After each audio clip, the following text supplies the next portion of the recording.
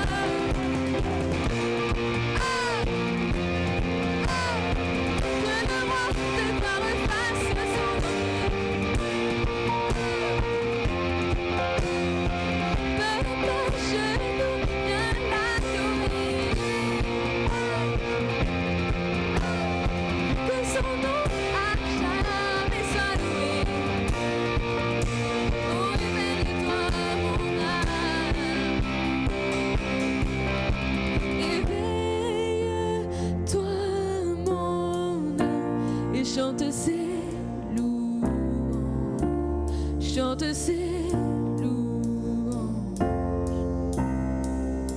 Oh, éveille-toi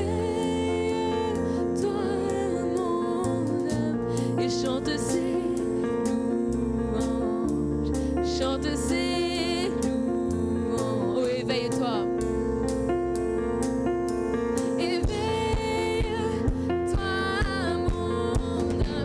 Chante ses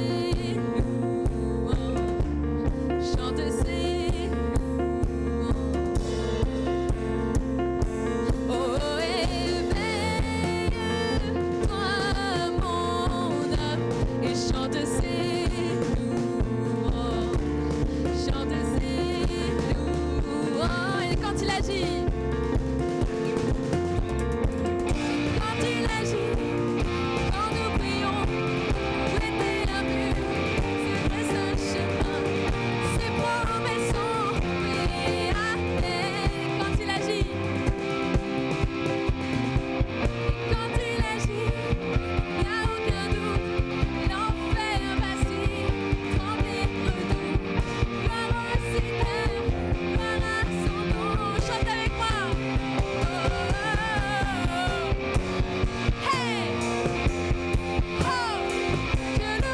de gloire fasse son entrée.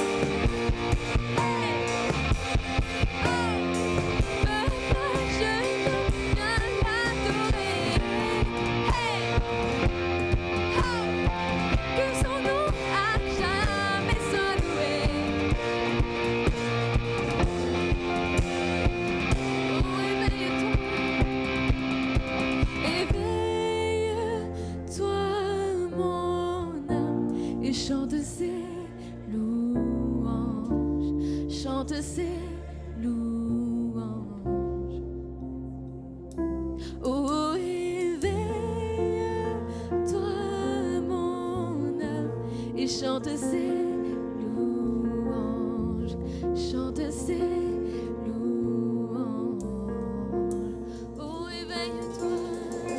Acclamez le Seigneur ce matin, parce qu'il est déjà présent au milieu de nous. Et merci pour votre joie, merci pour votre cœur. Que vous puissiez encore vraiment être remplis de la joie du Seigneur ce matin. Qu'on puisse vraiment demander à être remplis de son Saint-Esprit. Et ce matin, on va prendre ce chant qui dit « Inonde mon âme ».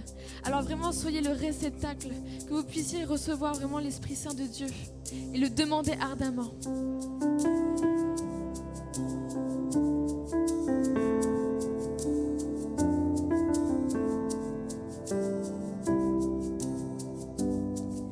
Ici avec toi, mon âme a soif de toi. Je désire voir ta gloire en moi.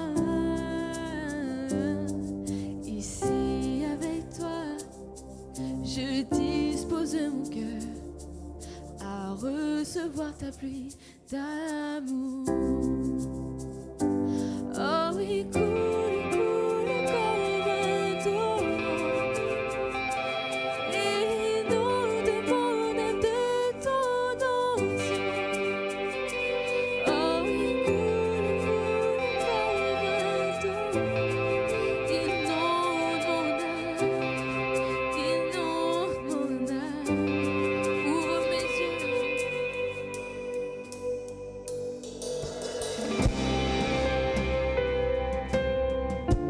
Louez votre Dieu de tout votre cœur ce matin.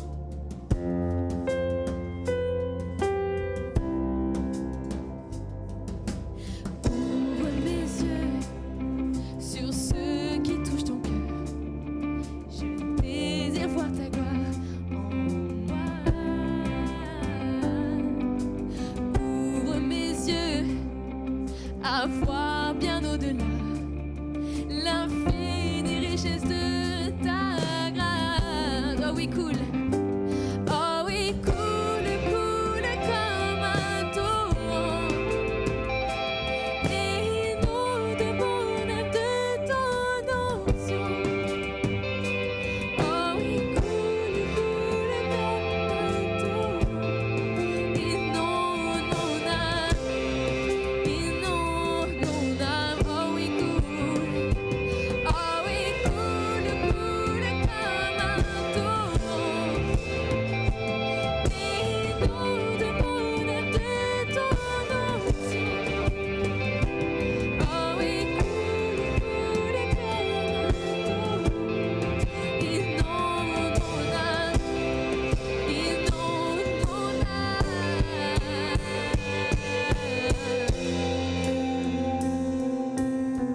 Que l'Esprit Saint de Dieu soit dans cette pièce. Que vous puissiez commencer à prier votre Dieu ce matin. Commencez à élever votre bouche. Commencez à lever les mains en signe d'adoration. Mettez-vous à genoux si vous le souhaitez aussi, si vous préférez. Mais commencez à ouvrir votre bouche. Commencez à parler en langue pour ceux qui le souhaitent. Mais commencez vraiment à chercher Dieu. À chercher à connecter avec lui. À chercher le Saint-Esprit. Pour ceux vraiment qui ne l'ont pas reçu et qui doutent encore. Ceux qui ne connaissent pas le Saint-Esprit. Commencez à prier pour le recevoir. Pour ceux qui l'ont déjà, commencé à prier pour qu'il soit renouvelé. Et que vous puissiez faire des miracles encore en 2021. Alors priez votre Dieu ce matin. Louez votre Dieu. Esprit du Dieu vivant, ouvre les écluses des cieux, viens te répandre sur ma vie comme une pluie. Esprit du Dieu vivant, ouvre les écluses des cieux et que des portes de ta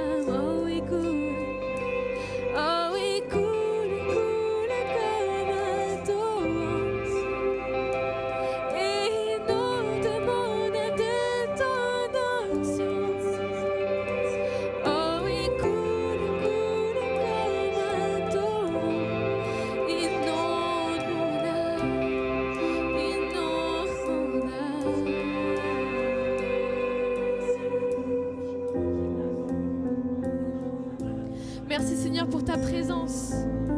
Continuez à prier votre Dieu. Continuez à prier votre Dieu. Que nous puissions être ce vase, cette offrande, et qu'il puisse nous remplir de son Esprit Saint.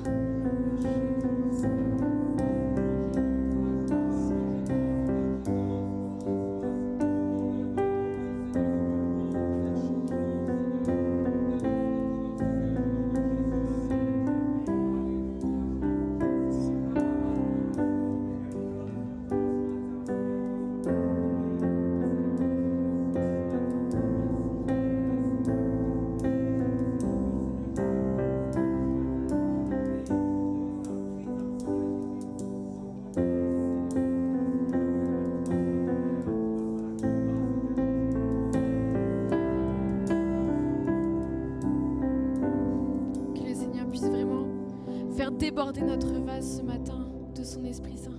Que ma coupe déborde ce matin pour mon Seigneur. Alors vraiment, continuez à vous lever, continuez à louer votre Dieu. On va encore prendre ce chant qui dit vin nouveau.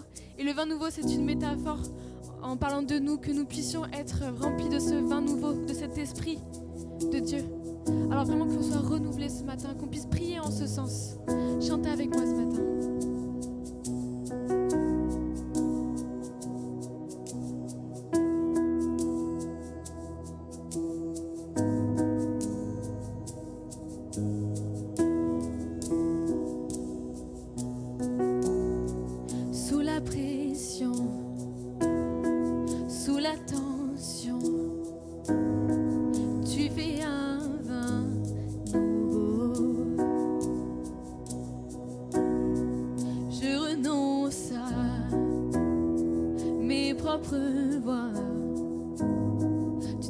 Chemin nouveau. Alors je m'abandonne entre tes tendres mains. Quand j'ai confiance en toi, je n'ai rien à craindre. Fais de moi un vase. Fais de moi une offrande. Fais de moi ce que tu veux.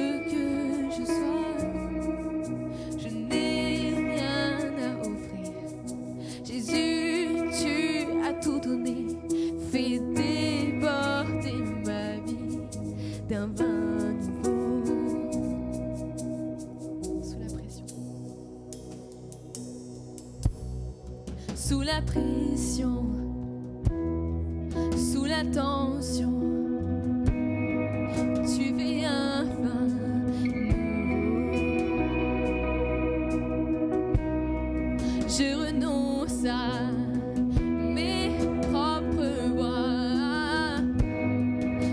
un chemin, tu traces un chemin nouveau. Fais de moi un vase, fais de moi une offrande, fais de moi ce que tu veux que je sois. Je n'ai rien à offrir, Jésus.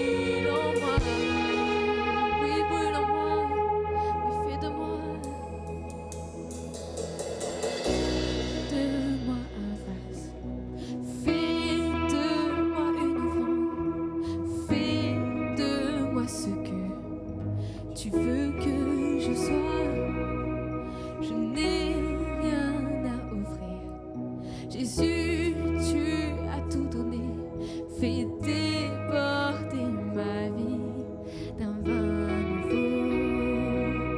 Fais déborder ma vie d'un vin nouveau. Fais déborder ma vie d'un vin nouveau. Ce matin vraiment, et ce désir d'être vraiment rempli du Seigneur, d'être vraiment rempli du Saint-Esprit. Tu sais, ces paroles, elles disent que Jésus a donné sa vie pour toi. Il a donné sa vie pour toi, pour que tu puisses vraiment vivre dans la grâce. Il a pris ton péché. Il est mort avec sur la croix. Et ce matin, si tu ne sais pas qui tu es, ce matin, si tu n'as pas reçu, ce matin, si tu veux recevoir, avant tout, sache que tu es enfant de Dieu. Ce matin, je déclare sur ta vie que tu es enfant de Dieu. Alors vraiment, fais cette prière. Remercie le Seigneur parce qu'il a pris ton péché. Il est mort pour toi sur la croix. Est-ce que tu réalises ce matin? Est-ce que tu réalises ce don? Est-ce que tu réalises qu'il t'a sauvé? Alors prie en ce sens. Commence à lever tes mains en signe d'adoration. Commence à élever ta bouche. Si tu pries en langue, alors prie en langue. Si tu as des dons de l'esprit, alors exprime-les. Fais des miracles encore en 2021. Mais commence à ouvrir ta bouche. Commence vraiment à ressentir l'Esprit de Dieu en toi. Au nom de Jésus. Vraiment prie. Ouvre ta bouche ce matin. Ouvre ta bouche. Dieu veut te remplir de son esprit.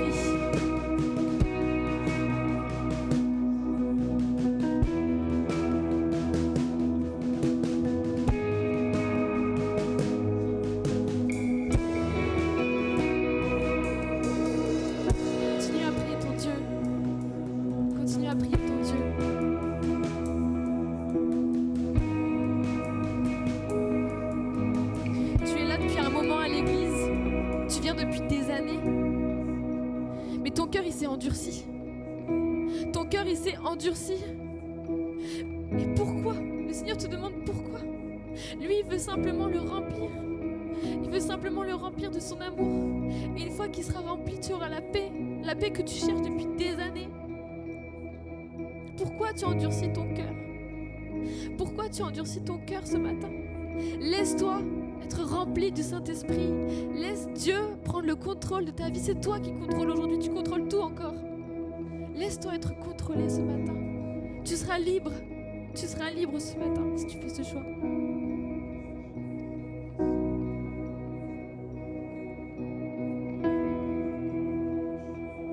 Que vraiment le Seigneur puisse envoyer ce réveil.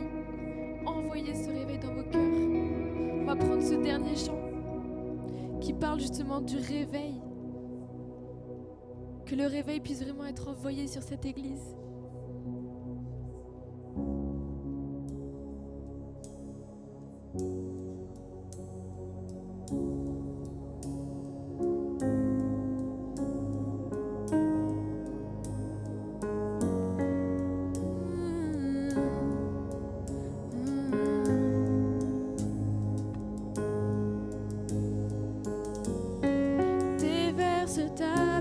Sur moi comme un fleuve,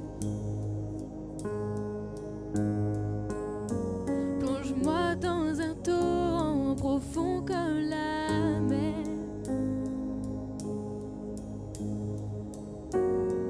Là dans tes bras, ton amour guérit.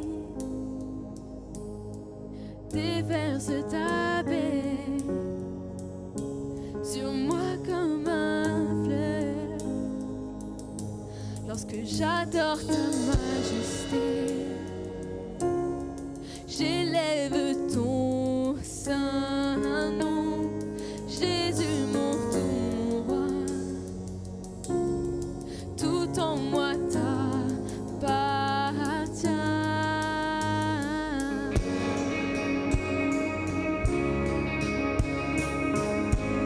Prends cette intimité avec ton Dieu.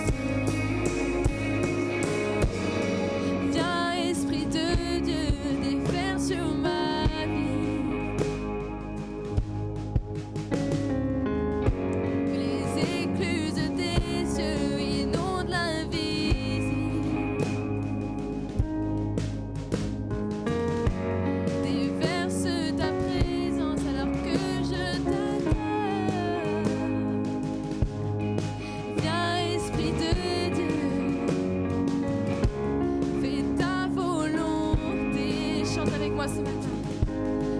j'adore ta majesté. J'élève ton saint nom, Jésus mon tout roi. Tout en moi t'appartient lorsque j'adore ta majesté. Oui, j'élève ton saint nom, Jésus mon tout roi. Tout en moi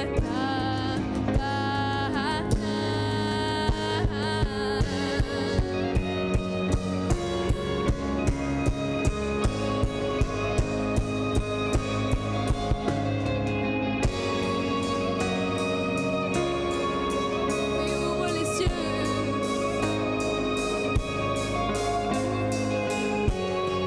Ouvre grand les cieux, ouvre les portes, remplis nos cœurs de ta grâce. Viens siéger au milieu de nos louanges, alors que nous t'adorons. Ouvre grand les cieux, ouvre les portes, remplis nos cœurs de ta grâce. Viens siéger au milieu de nos louanges, alors que nous t'adorons. Ouvre grand les cieux, ouvre les portes, remplis nos cœurs de ta grâce. Viens siéger au milieu de nos louanges, alors que nous t'adorons.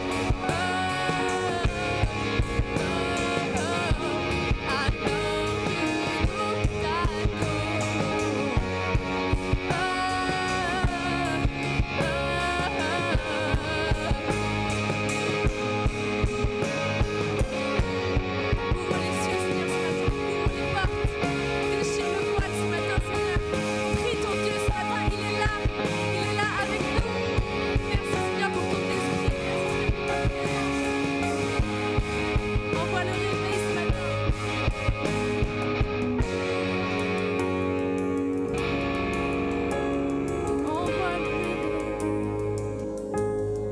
Envoie le réveil, fais-le Seigneur, agis par ton esprit, ouvre les cieux, viens par ta puissance, couvrir la terre, comme tu l'as déjà fait, oui tu peux le refaire.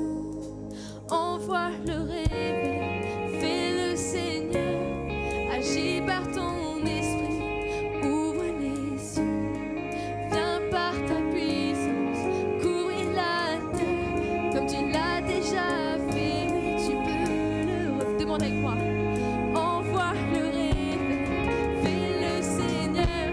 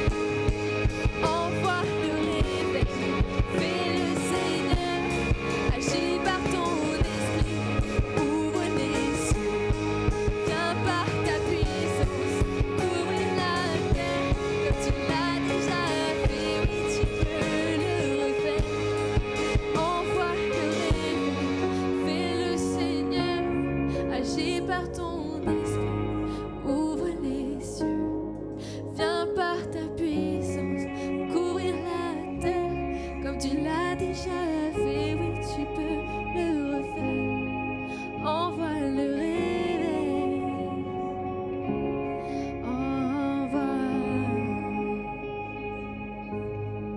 Envoie le réveil.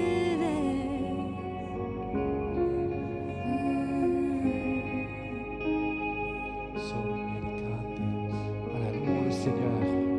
Adorons le Seigneur, adorons Dieu. J'invite les frères Désigné et Fred qui va introduire le temps de la scène. Ces instants, louons le Seigneur, adorons Dieu. Béni sois-tu, Seigneur. Béni sois-tu, Seigneur Jésus. Alléluia. Béni.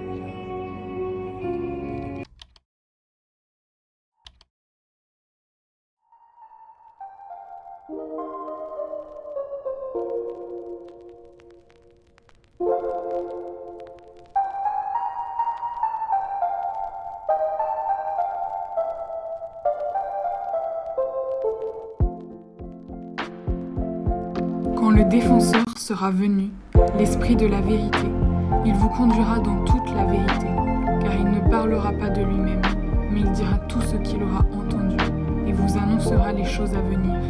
Il révélera ma gloire parce qu'il prendra de ce qui est à moi et vous l'annoncera.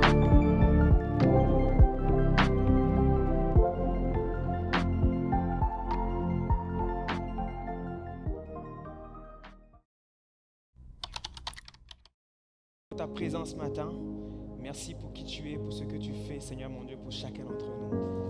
Merci Seigneur parce que nous savons que tu es là, tu nous as précédés et ton esprit est déjà là dans ce lieu et nous pouvons ressentir ta présence, Seigneur Jésus. Nous voulons aussi encore t'écouter, Seigneur Jésus.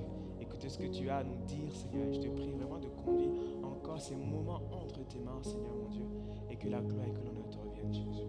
Amen. Alléluia.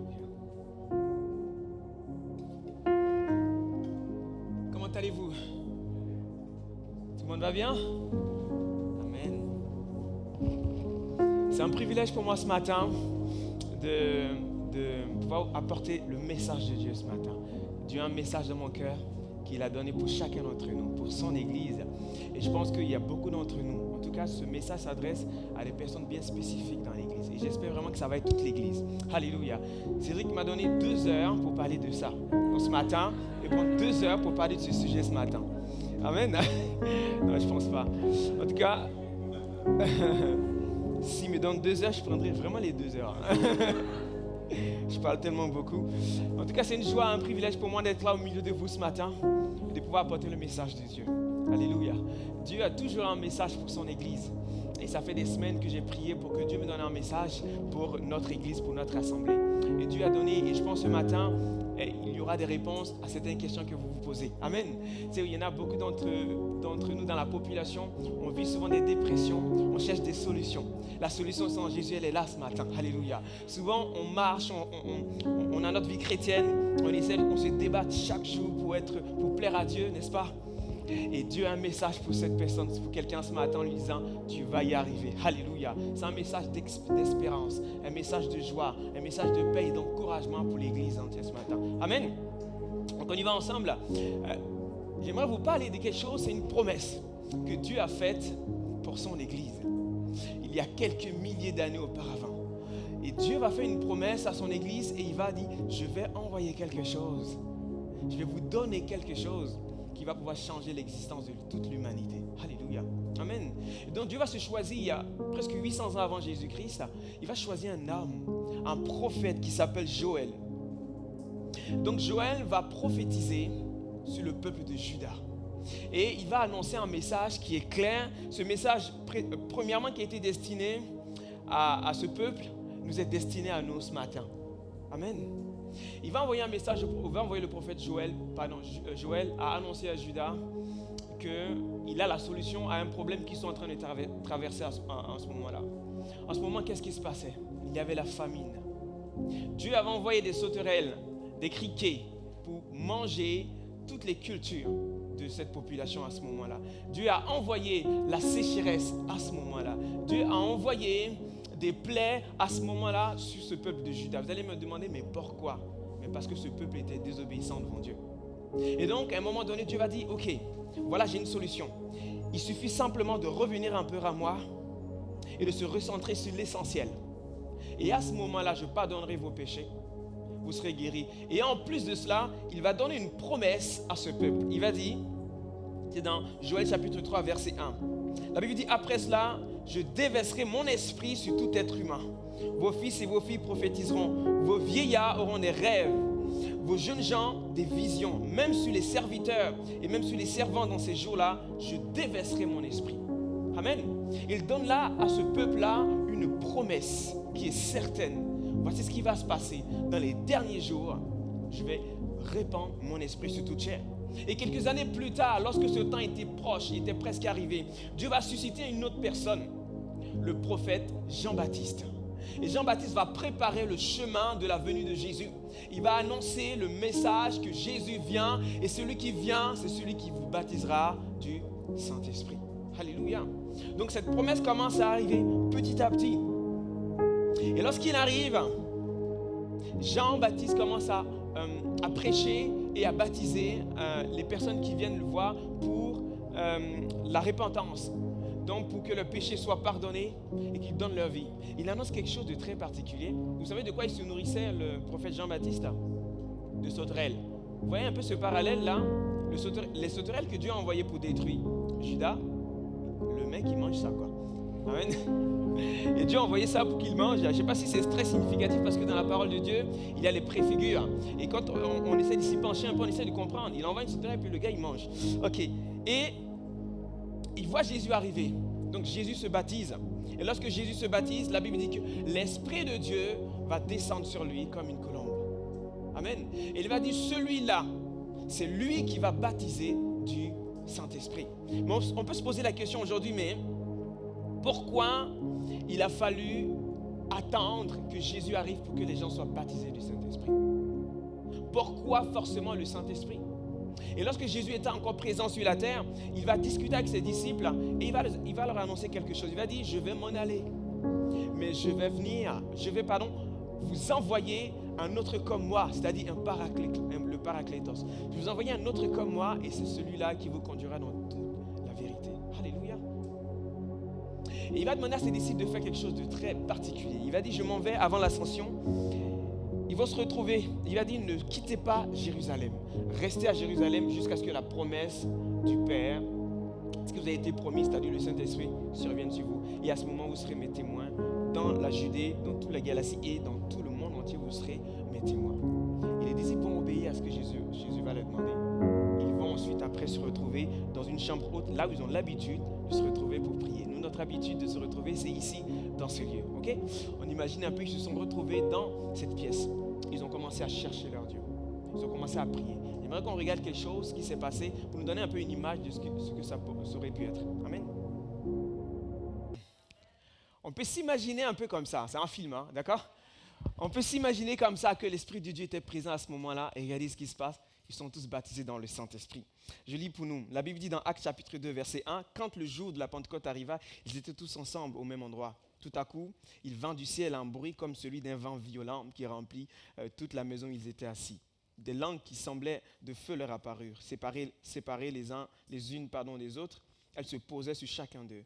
Et ils furent tous remplis du Saint-Esprit et se mit à parler en d'autres langues comme l'Esprit leur donnait de s'exprimer. » Alléluia. Amen. Avant d'arriver jusque-là, il a fallu que ces disciples-là passent par un état.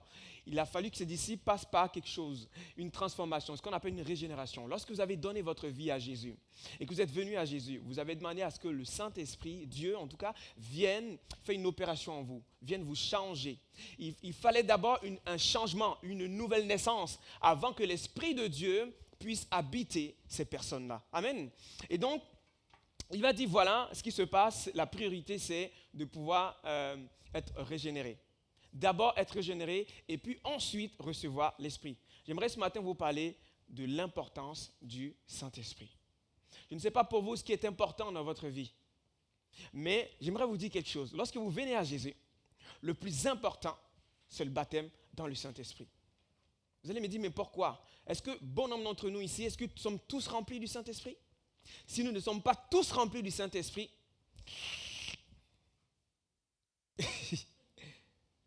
il y a un souci. En tout cas, à mon sens, il y a un souci.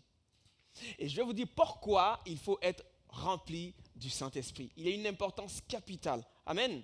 La priorité des priorités lorsqu'on vient à Jésus, lorsqu'on est passé par la nouvelle naissance, la priorité c'est d'être rempli du Saint-Esprit. Passer par le baptême. Ça doit être la priorité dans notre vie.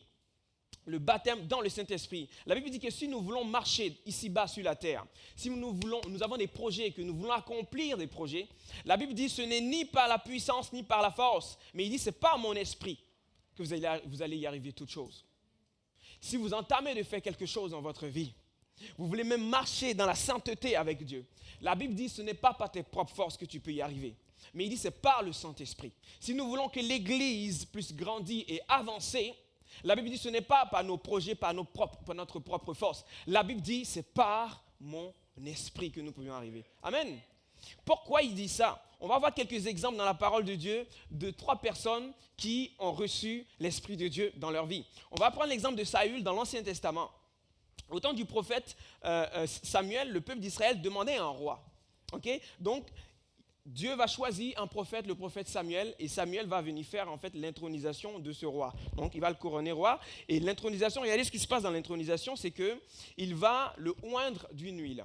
Il est écrit dans Samuel 10:1 que Samuel prit une fiole d'huile qui versa sur la tête de Saül, il l'embrassa et dit, l'Éternel t'a désigné par onction pour que tu sois le chef de son héritage. Amen. Donc le peuple demande un roi, et donc ce roi-là, c'est Saül. Donc Dieu choisit un homme ordinaire.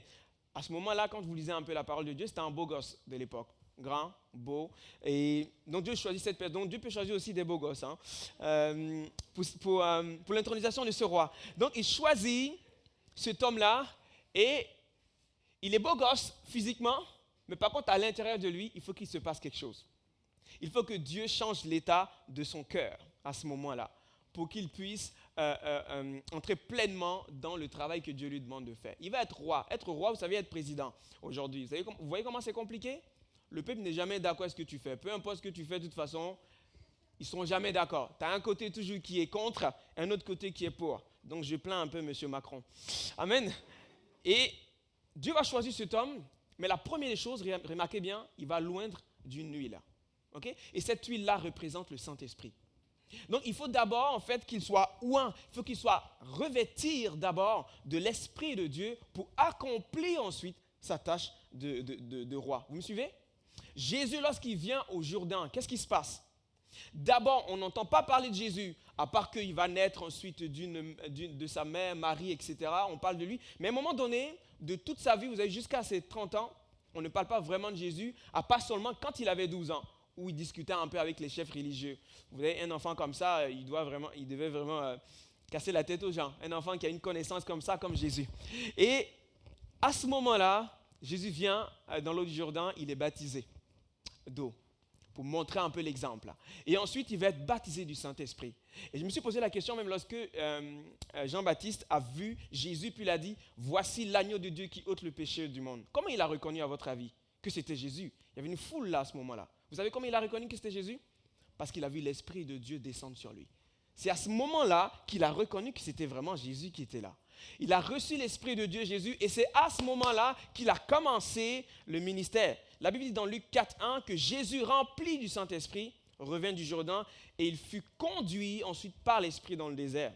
Donc, la Bible dit aussi que Jésus était revêtu de la puissance de l'Esprit dans Luc 4, chapitre 14, pour ainsi exercer son ministère. Il faut être revêtu de l'Esprit. Là, je ne parle pas que lorsque vous venez à Dieu et que vous êtes passé par la nouvelle naissance et que Dieu habite ensuite en vous. Là, c'est différent.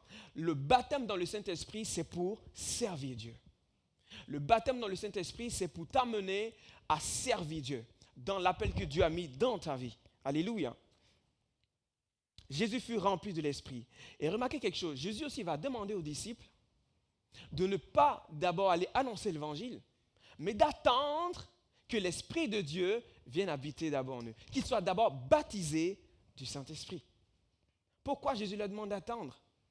Parce qu'il va dire, vous serez revêtus de la puissance. Il va dire, dans Acte 1, verset 4 à 8, il dit, alors qu'ils se trouvaient en leur compagnie, c'est-à-dire Jésus, il leur demanda de ne pas s'éloigner de Jérusalem, mais d'attendre ce que le Père a promis. ce que je vous ai annoncé, leur dit-il, car Jean a baptisé d'eau, mais vous, dans peu de jours, vous serez baptisés du Saint-Esprit. Il dit, vous recevrez une puissance lorsque le Saint-Esprit viendra sur vous et vous serez mes témoins à Jérusalem jusqu'aux extrémités de la terre. Amen. Il leur demande d'attendre, de recevoir d'abord le Saint-Esprit. Et il va dire quoi? Le Saint-Esprit, il y a une pensée erronée un peu, et même quand j'étais petit, on m'a enseigné ça et je pensais que c'était vraiment ça, que l'Esprit de Dieu, c'est une puissance. Il y en a qui ne connaissent pas du tout le Saint-Esprit. Ils méconnaissent le Saint-Esprit. On pense souvent que le Saint-Esprit, comme on dit l'Esprit de Dieu, c'est comme de l'électricité qui entre en toi et puis il se passe un truc en toi. Et on pense que c'est ça le Saint-Esprit. Comme de l'électricité, comme une puissance, comme un objet, comme une colombe qui descend sur toi et puis waouh, tu deviens quelque chose, tu es en extase et tout ça. On pense que le Saint-Esprit, c'est ça. Et moi, quand je voyais les gens dans mon église en Côte d'Ivoire, étant baptisés du Saint-Esprit, j'avais peur. Pourquoi j'avais peur? Parce que la réaction de certains, ça faisait peur. Ça ne me donnait pas du tout envie de vouloir être baptisé du Saint-Esprit. Et c'est ce qui me bloquait dans le chemin du baptême dans le Saint-Esprit. Parce que je voyais devant moi, j'ouvre les yeux, tu vois, on prie, j'ouvre les yeux, je regarde, je dis, ah non, c'est ça, c'est pas la peine. Si c'est pour tomber ici, tomber par là, et puis de partir dans une extase incontrôlable, dans ce cas, ça me faisait peur. Alors quand je demandais à ce que Dieu me baptise de son esprit, parce que j'en avais besoin pour pouvoir exercer, j'en avais besoin pour pouvoir travailler avec lui. J'attendais d'être baptisé dans le Saint-Esprit et je pensais à comment ça va se passer. J'avais déjà imaginé, je vais venir m'arrêter, mon pied il va chauffer, ensuite je vais ressentir monter jusqu'à la tête. Et j'avais déjà fait un scénario, déjà. C'était mon scénario. Et ensuite, j'attends ensuite. Et quand ça ne se passe pas comme ça, j'ai dit, bon, bah voilà, je n'ai pas été baptisé. Je vois mon frère, je vois mes cousins, je vois ma tante, et tout le monde est baptisé. Et je suis le seul, bah, je n'ai pas été baptisé parce que j'avais peur du Saint-Esprit. J'avais peur de ce qu'il pourrait faire en moi. Mais lorsqu'on lit la parole de Dieu soi-même et qu'on découvre que le Saint-Esprit, c'est une personnalité divine. C'est vraiment une personne. Donc vous pouvez vous adresser à cette personne. Ce n'est pas une chose, ce n'est pas de l'électricité, quelque chose dans l'air qui vient comme ça se poser sur vous. C'est une personne qui vient habiter en vous. Vous imaginez. Amen. C'était la priorité d'être baptisé dans le Saint-Esprit avant de pouvoir commencer quelque chose. Vous voulez servir Dieu? Nous voulons servir Dieu ensemble. La priorité, ça doit être d'abord d'être baptisé dans le Saint-Esprit. C'est comme ça que nous serons forts. Mais alors, lorsque nous sommes baptisés dans le Saint-Esprit, qu'est-ce qui se passe? Le deuxième point. Il y a un avant et il y a un après. C'est une transformation radicale qui se passe en nous lorsque nous sommes baptisés du Saint-Esprit. Si vous êtes baptisé dans le Saint-Esprit et qu'il n'y a pas eu de transformation dans votre vie, posez-vous la question. Il y a toujours une transformation. Il y a un avant, il y a un après. Amen. Même pour ma part, que je suis devant vous, j'étais un très grand timide. Ça ne se voit pas aujourd'hui, hein, je parle tellement beaucoup. Mais j'étais un grand timide. De parler devant un auditoire, ce n'était pas possible pour moi. Mais lorsque l'Esprit de Dieu est venu habiter en moi, il m'a donné cette capacité de pouvoir ensuite le faire. Il y a quelque chose qui change. On va prendre l'exemple toujours dans l'Ancien Testament de Saül. Donc, lorsqu'il a été rempli de l'Esprit, Dieu va lui donner un cœur nouveau. 1 Samuel 19. Dieu va lui donner un cœur nouveau. Il va être transformé et il va commencer à remporter des victoires. Vous connaissez l'histoire de Saül, hein? Il commence à remporter des victoires sur des victoires. Ce n'est plus la même personne. Elle a changé radicalement. C'est ce que Dieu fait dans la vie des gens. La Bible dit dans 1 Samuel 19 que dès que Saül eut tourné le dos, parce qu'ils avaient une conversation ensemble, pour se séparer de Samuel, Dieu lui donna un autre cœur. Et ces signes se réalisèrent. Amen. Il y a une transformation que Dieu fait dans notre vie lorsqu'on est baptisé dans le Saint-Esprit. L'apôtre Paul également, il passe de persécuteur à prédicateur. Vous imaginez comment l'Esprit de Dieu fait les choses? Quelqu'un qui persécutait l'Église de Dieu. Il persécutait l'Église de Dieu. Et lorsqu'il va rencontrer sur le chemin de Damas, il va rencontrer Jésus à ce moment-là, et qu'il va être aveugle, il y a quelque chose qui se passe. Dieu va ensuite susciter un homme qui s'appelle Ananias pour aller à Damas et lui dire, voilà, il y a quelqu'un là-bas que j'ai prévu pour annoncer ma parole aux non-juifs. à toute la terre. Il va aller là-bas et ensuite il va rencontrer un Paul à ce moment-là qui s'appelait Saul. Il va rencontrer Paul et puis il va prier pour lui. Remarquez ce qui va se passer, c'est que c'est dans Actes chapitre 1 à partir du verset 17 à 22. Ce qui se passe, c'est que d'abord, il prie pour lui. Ensuite, donc, Dieu le baptise dans le Saint-Esprit. Pourquoi il le fait? Parce que Dieu sait qu'il aura besoin de l'Esprit de Dieu pour annoncer sa parole, pour accomplir ce qu'il a à accomplir. Il va être rempli de l'Esprit de Dieu. Et quand il reçoit l'Esprit de Dieu, c'est un truc de fou. C'était un gars, si vous imaginez bien, c'était quelqu'un qui avait une bonne culture. La Bible, la Torah, il la connaissait du bout des doigts. C'était le vrai religieux de l'époque, quoi. Donc c'est un gars qui connaissait tout. Il avait une bonne connaissance des choses. Il avait fait les études. Donc Dieu va choisir cette personne-là. Il va briser son orgueil. Il va le remplir de l'Esprit de Dieu. Il va transformer cette personne-là pour annoncer son message. Lorsque vous êtes baptisé dans l'Esprit de Dieu, Dieu vous transforme. Il vous revêt d'une puissance que vous ne pouvez pas contrôler. Une puissance incomparable pour annoncer son message, pour pouvoir accomplir la tâche auquel il vous appelle. Nous avons tous un appel. Et quand je vois un peu dans la pensée des gens, quand ils voient l'appel, ils voient l'estrade. Ils voient la batterie, ils voient le musicien, ils voient le sonorisateur. C'est pas ça l'appel de Dieu. C'est un moyen de pouvoir exprimer l'appel de Dieu.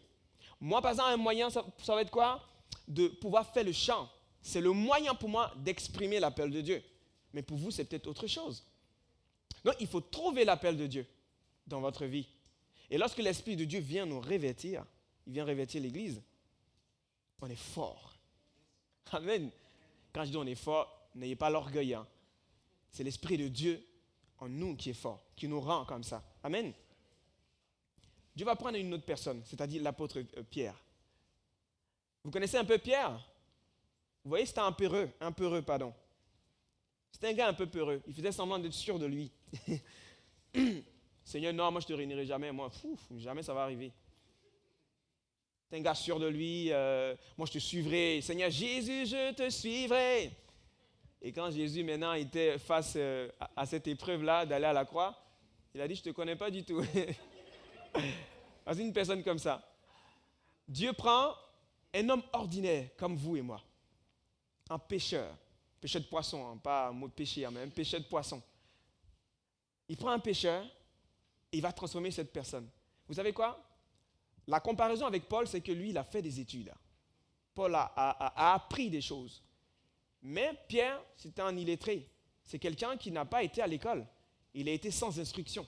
On va lire ensemble tout à l'heure. Il a été sans instruction. On les appelait les gens qui n'ont jamais été à l'école. C'est comme si nous, on n'a jamais été... Bon, aujourd'hui... si tu n'as pas été à l'école, c'est peut-être nos arrière-grands-mères, peut-être. Mais aujourd'hui, tous on va à l'école. On a tous l'instruction.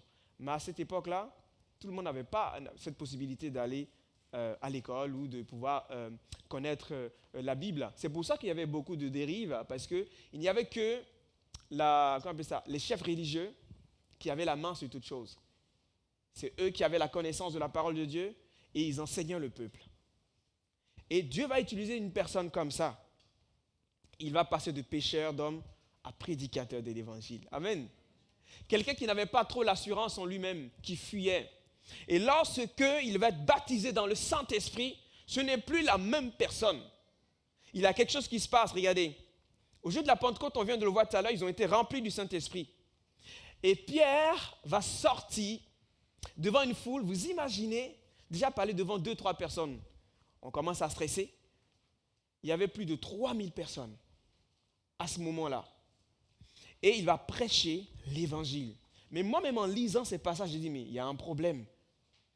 Comment est-ce possible que le gars que Jésus a pris comme ça, d'ordinaire, il a transformé, il est maintenant prédicateur de l'évangile. Et regardez, il va être rempli de l'esprit, il va apporter le message de l'évangile, ça va vraiment toucher tellement du monde. Regardez ce qu'il a écrit dans Actes 2,37, qu'après avoir entendu le discours de Pierre, ils eurent le cœur vivement touché. Et ceux qui acceptaient sa parole furent baptisés. Et en ce jour-là, le nombre des disciples augmenta d'environ 3000. C'est un truc de fou. Imaginons-nous l'église de La Rochelle. Imaginons-nous, c'est nous, là, on parle de nous, là. On parle de nous. Pierre, c'est nous. Imaginons-nous étant remplis de l'Esprit de Dieu. La Rochelle, elle est grande. Il y a des villes aux alentours.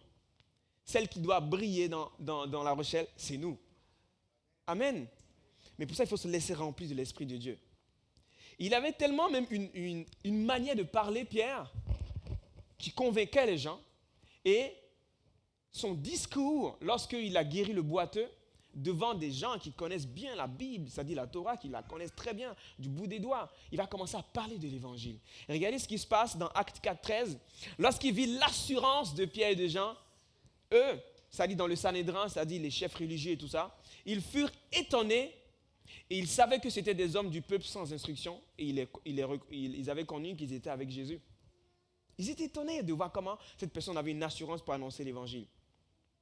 Nous également, l'Église locale, nous devons être comme ça. Tu peux mettre la lampe, s'il te plaît.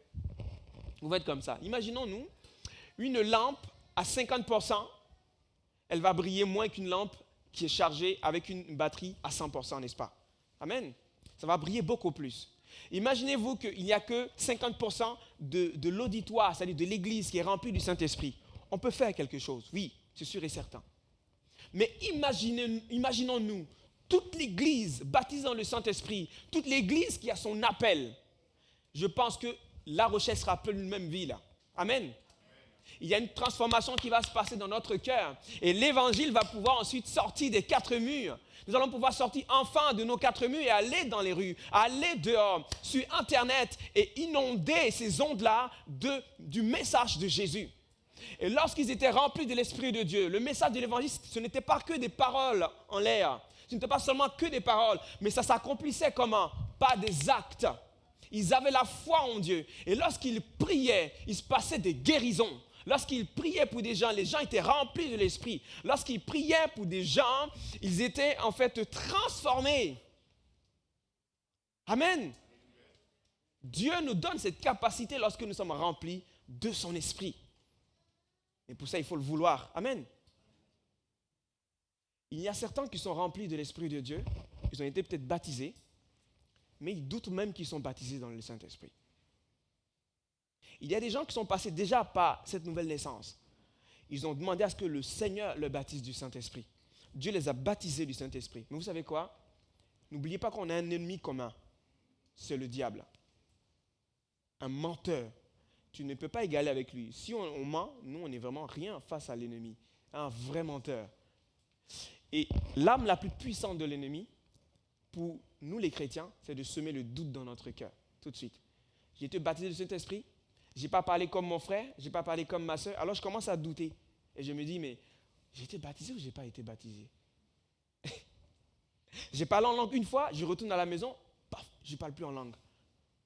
C'est le signe initial, c'est être baptisé. Quand on est baptisé du Saint-Esprit, le signe initial, c'est le parler en langue. J'ai parlé en langue une fois, je retourne à la maison, plus rien ne se passe. Quand j'étais là, il y avait une bonne ambiance, il y avait de la musique. Donc il y a certains chrétiens qui attendent une ambiance. Ils sont obligés d'attendre qu'il y ait une musique, qu'il y ait un fond musical pour ensuite parler en langue. Et qu'ils attendent un fond musical pour pouvoir ensuite se mettre là-dedans. Ça, c'est l'ennemi qui vous pousse à cela. Quand vous avez été rempli de l'Esprit de Dieu, ayez l'assurance lorsque vous avez parlé en langue que ça vient de Dieu. Si vous n'êtes pas convaincu à ce moment-là, il y en a un qui va tout faire pour que vous ne soyez plus jamais convaincu. Il va dire, t'es sûr? Regarde ce que tu dis, ça fait bababababa, bababa, ça veut dire quoi? Tu ne comprends pas ce que tu dis. Bobo, ça ne veut rien dire. Écoute bien, c'est quoi ce truc? On va comparer et du moment où on commence à raisonner en se disant, je n'ai pas été rempli du Saint-Esprit parce que ça ne ressemble pas à mon frère qui est là. Vous savez quoi? Lorsqu'on est baptisé dans le Saint-Esprit, quand on parle en langue, ça s'entretient. Et Dieu, au fur et à mesure, commence à nous donner de nouvelles langues et on commence à en parler. Non, si c'est titi, fais-le. Fais-le tout le temps. OK?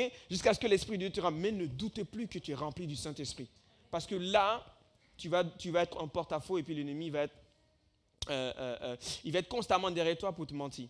Le troisième point que j'aimerais terminer avec nous, c'est ça. Lorsque nous sommes baptisés dans le Saint-Esprit, il faut ensuite se laisser conduire par l'Esprit de Dieu. Vous savez, Dieu, lorsqu'il opère une transformation dans notre vie, il y a une chose qu'il ne va jamais enlever en nous. Vous savez c'est quoi? C'est notre liberté de choisir. Amen. Donc tu peux être baptisé dans le Saint-Esprit. Et Dieu te donne toujours la possibilité de te laisser conduire par l'Esprit ou de continuer à te laisser conduire par la chair, par ton raisonnement. Il n'y a que ceux qui se laissent conduire par l'Esprit qui y arrivent. Ce qui a fait défaut à Saül, à ce moment-là, quand il était rempli de l'Esprit de Dieu, ce qu'il a fait défaut, c'est son orgueil. Tandis qu'ils sont remplis de l'Esprit de Dieu, ils opèrent des miracles, ils prient pour des malades, ils sont guéris, et ils commencent à s'enorgueillir. Amen. Ils commencent à être orgueilleux, il est dur ce mot. Ils commencent à être orgueilleux. Voilà, moi je peux plein. Voilà, moi j'ai 7-8 dons spirituels, voilà. Moi je suis en mode calé, je suis bien. Voilà, moi je suis bishop, voilà. Tu commences à être orgueilleux. Et tu commences maintenant à marcher par toi-même. Tu commences à marcher non selon la voix du Saint-Esprit. Tu n'écoutes plus l'Esprit de Dieu. Tu commences à raisonner. Saül n'obéissait plus à Dieu. Comme le peuple acclamait ce qu'il faisait, il est resté là-dedans. Vous savez ce qui s'est passé? Dieu l'a déchu de sa fonction, tout simplement. Terminé. Il a donné une autre personne. Vous avez un appel de Dieu dans votre vie, vous ne voulez pas vous mettre au travail, vous ne voulez pas être baptisé du Saint-Esprit, ok, pas de souci. Dieu va se choisir une autre personne qui lui a un cœur apte à pouvoir le faire, qui veut le faire. Amen. Jésus, dès qu'il a été rempli du Saint-Esprit, a été conduit dans le désert pour être éprouvé pendant 40 jours. Il s'est laissé conduire. Et lorsqu'il est revenu, regardez ce qui se passe. Partout où il passait. C'était impossible que quelqu'un résiste à Jésus à ce moment-là. Mais parce que lui-même, il se laissait conduire par le Saint-Esprit. Amen. Paul et Barnabas aussi, exactement. Lorsque le Saint-Esprit les envoyait, ils se laissaient conduire par l'Esprit. Ils écoutaient la voix du Saint-Esprit. Pour nous, l'église locale, je demande aux musiciens de commencer à venir. Pour nous, l'église locale, nous avons besoin de nous laisser conduire par le Saint-Esprit. Vous savez, nous voulons évoluer, nous voulons grandir, nous voulons que l'église s'agrandisse encore. Pas que ça grandisse simplement en nombre, mais que lorsque l'église s'agrandit, elle doit s'agrandir avec le Saint-Esprit. On n'est jamais trop vieux pour être rempli du Saint-Esprit. On n'est jamais trop jeune pour être rempli du Saint-Esprit. Dieu dit simplement, tu crois en Dieu, tu te fais baptiser, tu demandes, et l'Esprit de Dieu vient habiter en toi. Et il vient te revêtir d'une puissance, d'une force pour accomplir son œuvre dans ta vie. Amen. Et c'est ce que Dieu veut. Mais pour ça, il faut avoir la foi. Il ne faut pas douter.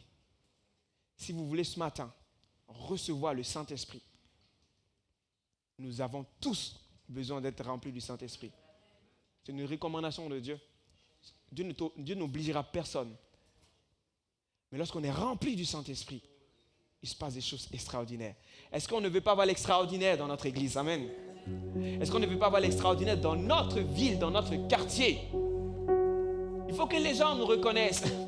Il faut que les gens sachent que dans l'église de La Rochelle, ici au rue du Raisin, une église de phare, il y a l'Esprit de Dieu qui conduit toutes choses.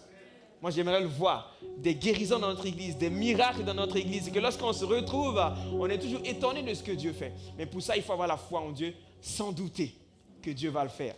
Et je crois vraiment que Dieu va nous bénir ce matin. Je conclue en disant, il faut demander cela à Dieu. Demandez, l'on vous donnera. Cherchez et vous trouverez. Frappez, l'on vous ouvrira. Ceux qui demandent avec foi le reçoivent. Si tu ne doutes pas, tu le recevras ce matin, ce baptême dans le Saint-Esprit. Moi, je le crois. Amen. Et il y en a ce matin qui vont aussi être renouvelés dans le Saint-Esprit ce matin. Amen. Est-ce qu'on peut ensemble se lever dans ce lieu? On va prendre un instant dans la présence de Dieu comme ça. On va fermer ensemble les yeux et on va demander vraiment au Saint-Esprit de venir là ce matin. On va fermer ensemble tous les yeux. Et s'il y a quelqu'un ce matin qui aimerait être baptisé dans le Saint-Esprit, sachez que ce matin c'est possible. C'est une promesse que Dieu a faite. Elle est pour toi, elle est pour moi. Amen. Et Dieu veut le faire encore ce matin. Alors je vais te demander, pendant que nos yeux sont fermés, de lever ta main spontanément où tu es maintenant. Tu veux être rempli du Saint-Esprit. Amen. Je vous vois. Nous allons recevoir ce matin le Saint-Esprit et être renouvelé. Il faut le croire. Et c'est vrai que moi, nous passons dans les rangs ce matin pour prier avec vous. Et pendant que nous allons nous approcher de vous, l'Église continue à chanter, l'Église continue à prier, à invoquer le Saint-Esprit. Pendant qu'ils priaient, ils invoquaient le Saint-Esprit. Le lieu où ils étaient tremblant, parce que l'Esprit de Dieu était présent. Nous allons passer pour prier pour vous que ce matin, vous recevez le Saint-Esprit. L'Église, on se met en prière. Ceux qui sont baptisés dans l'Esprit de Dieu, on se met à prier en langue. Nous doit être renouvelé ce matin. Au nom de Jésus, on prie ensemble. Amen.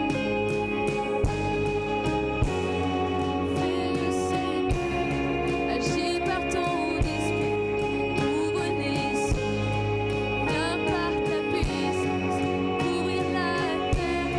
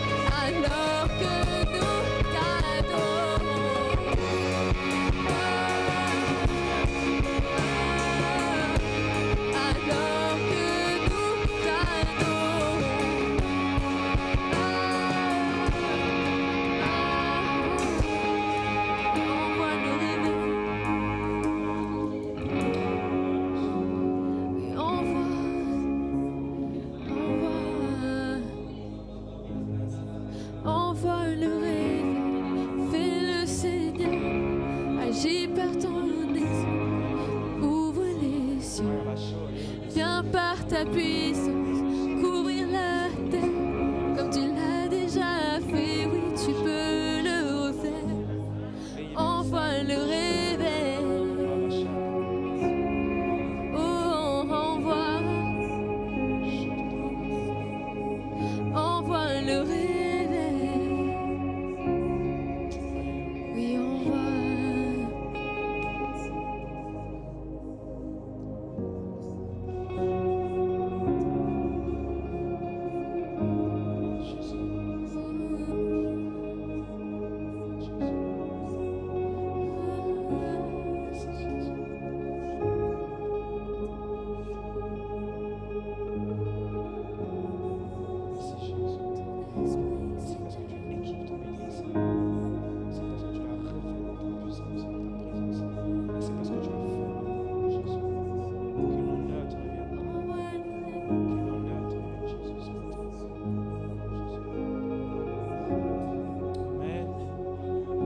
Acclamer le Seigneur ce matin pour sa présence. Amen.